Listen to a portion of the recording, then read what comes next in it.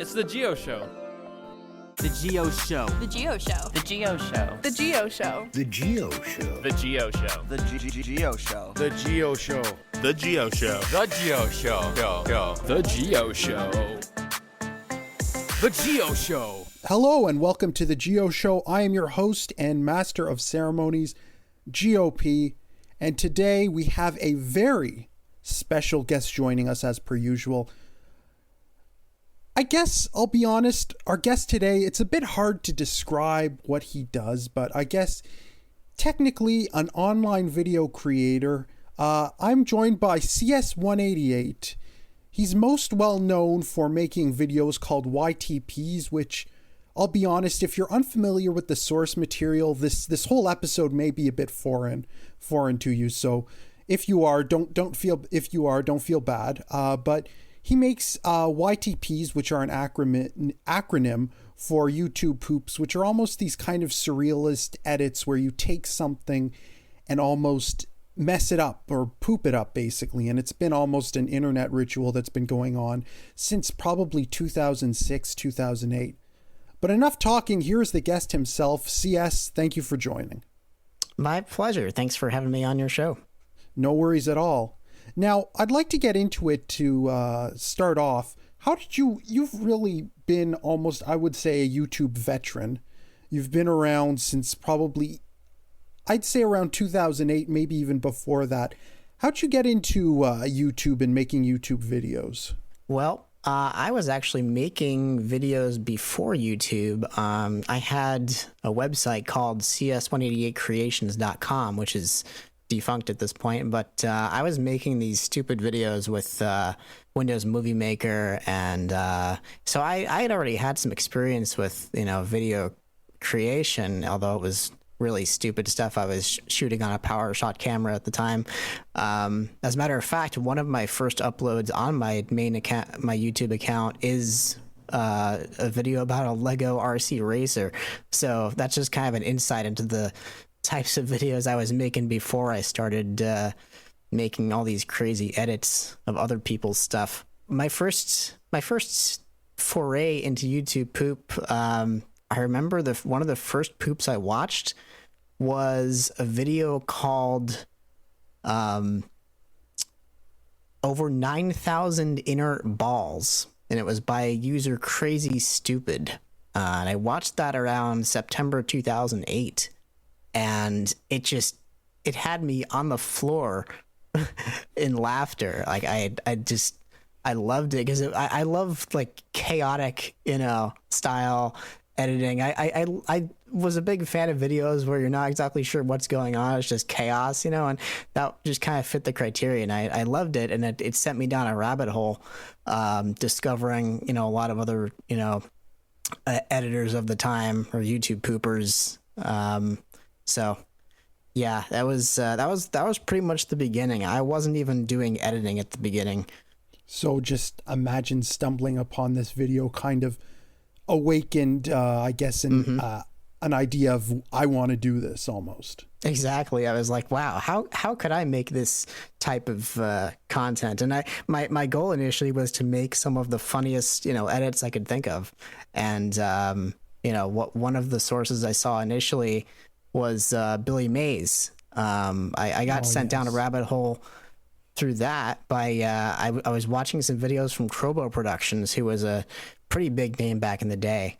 And he had some Billy Mays edits, and then I discovered Mark3611, who was another YouTube pooper who was basically famous for his Billy Mays edits. And so that was an enormous influence. So I just started trying to, download some clips and try to make my own. A lot of them were, not going to lie, very, very inappropriate. They were super explicit, and, there's certainly some things from those early days that I regret, but it launched my career, you could say. So, What was your first YTP that you've ever made? Do you remember? Yeah, it's still on my channel. It is YouTube Poop Billy Mays Superpowered Hard-On. Oh, yes, I've seen that one. And I have to say, the almost series of Billy Mays videos that you've produced, and I think others. There are probably hundreds at this point of Billy Mays YouTube poops or YTPs as a collective online, and it's amazing how this pitchman, who was almost just like this commercial guy, he was amazing at what he did, and he unfortunately passed away around 2008. He almost had like a second coming on the internet, where it's just these hilarious edits that people still make to this day. Yeah, but it's amazing. I think Billy passed in summer of 2009, I believe, because it was like a week or two after I made my second YTP of him, if I remember correctly, and I felt I was devastated by that. That was pretty that hit me pretty hard, but. My first 3 poops were in fact Billy Mays before I actually tried any other sources. And then I went to a variety of other TV content. I focused on Bill Nye for a while, and other advertisements. And then after that, I started doing music videos. And at the time, nobody was really YTPing music videos. No one had been messing around too much with maybe in very minor form, but nobody had actually been creating YTPs of songs. And so yes. I think I became one of the first people to kind of explore that as another, type of editing source, to, rearrange the lyrics, make the singers sing, things that they weren't originally part of the song. And so it was, and the additional thing was, it was a challenge. It was like an added challenge on top of, because, with Billy Mays and those other commercial sources, it's kind of easy to, he's always shouting, you can take the words and pretty easily mix them around.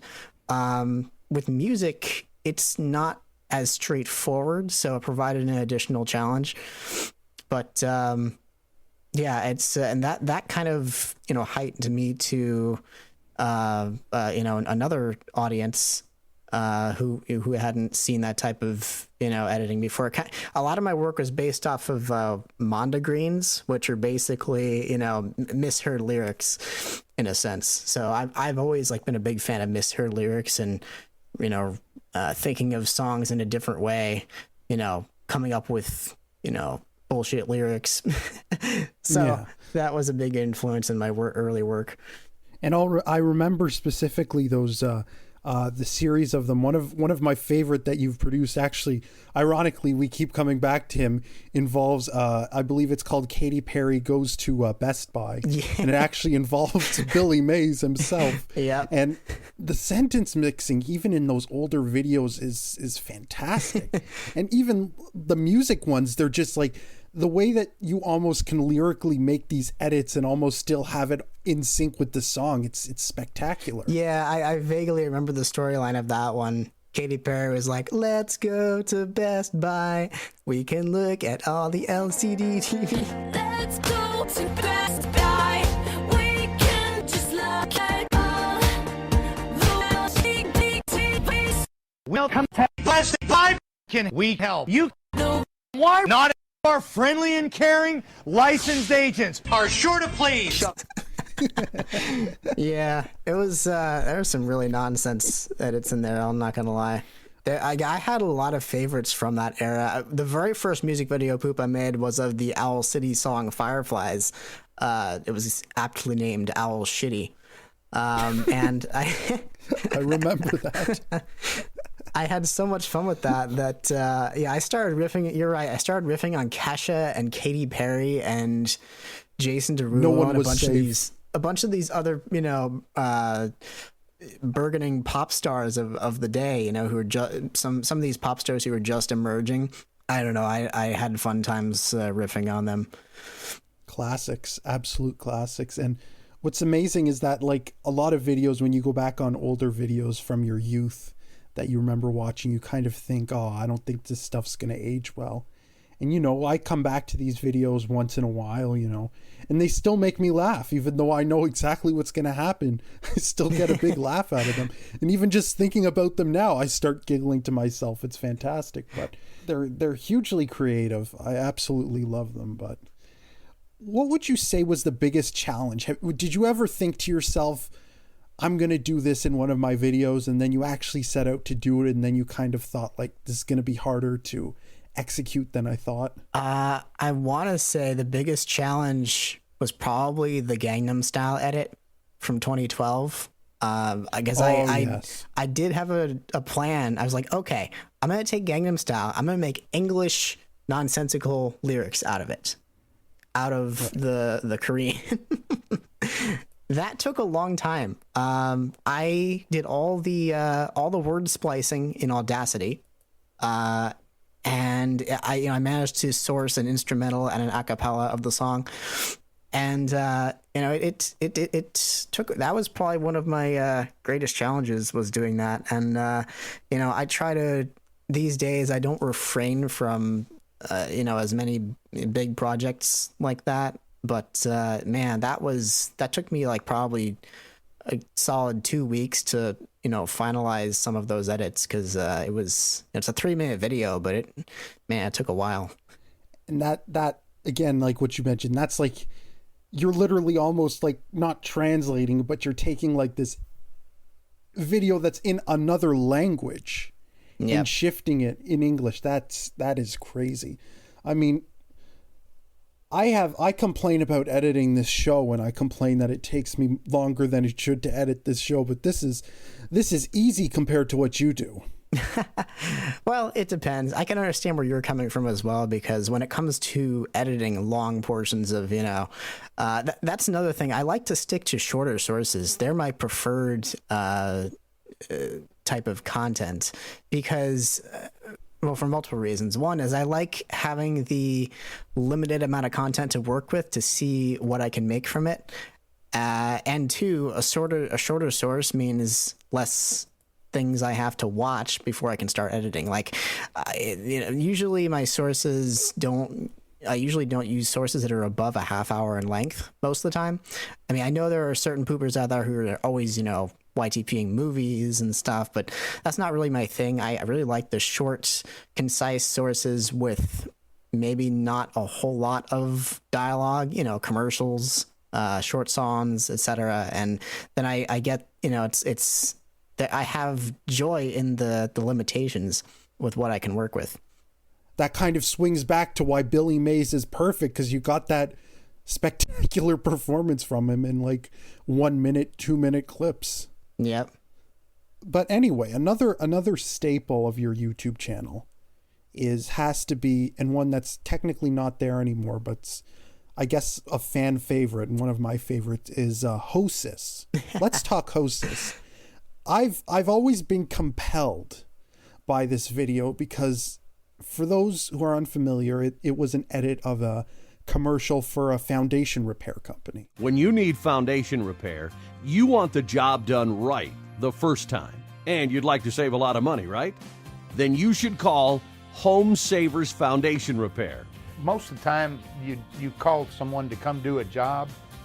If there's issues that weren't explained up front, then they come out with, well, then we need to renegotiate.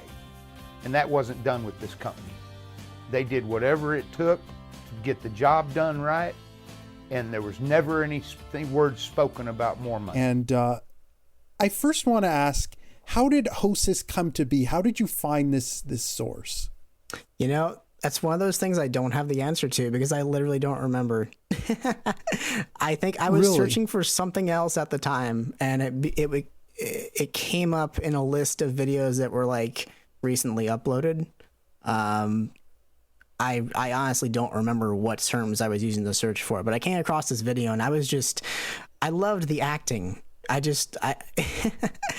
of the testimonial, the people who are in the testimonial, and I had to do it all over. I was like, damn, this is so exploitable. I can do a lot with this.